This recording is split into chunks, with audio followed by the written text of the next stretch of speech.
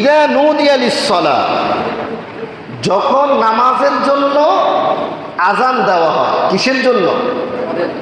মিন ইয়াউমিল জুমআ, জুমার দিনে, মানে শুক্রবারের নামাজের জন্য যখন আজান দেওয়া হয়, ফাসআউ ইলা যিকরিল্লাহ, আজানের সাথে সাথে তোমরা আল্লাহর জিকির মানে খুতবা শোনার জন্য দৌড় দিয়ে চলে যাও।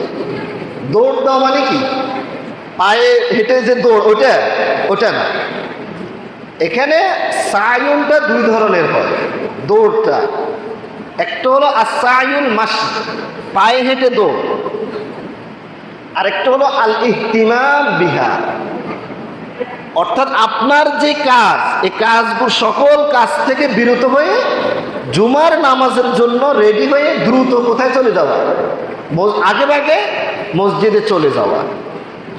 এটা হচ্ছে কি? ফাসআউ ইলা যিকরিল্লাহ, আল্লাহর জিকিরের দিকে আগে ভাগে যাওয়া, সকাল সকাল চলে যাওয়া। ওয়াদারুল বাই, এবং তোমরা ব্যবসা বাণিজ্য ছেড়ে দাও। জুমার দিনের আজানের সাথে সাথে ব্যবসা বাণিজ্য হারাম, ক্রয় বিক্রয় হারাম। এখন আমাদের দেশে অনেকে দোকানপাট খুলে রাখে, জুমার আজান হয়ে গেছে অথবা দ্বিতীয় আজান হয়ে গেছে, তখনও কি রাখে? তোমার আজান হওয়ার সাথে সাথে ব্যবসা বাণিজ্য হারাম, কোনো ক্রয় বিক্রয় করা যাবে না। আল্লাহ বলতেছেন ওয়াদারুল বাই, আজান হয়েছে, আজান হওয়ার সাথে সাথে তুমি মসজিদের দিকে চলে যাও। ওয়াদারুল বাই, এবং ব্যবসা বাণিজ্য কি করে দাও? ছেড়ে দাও।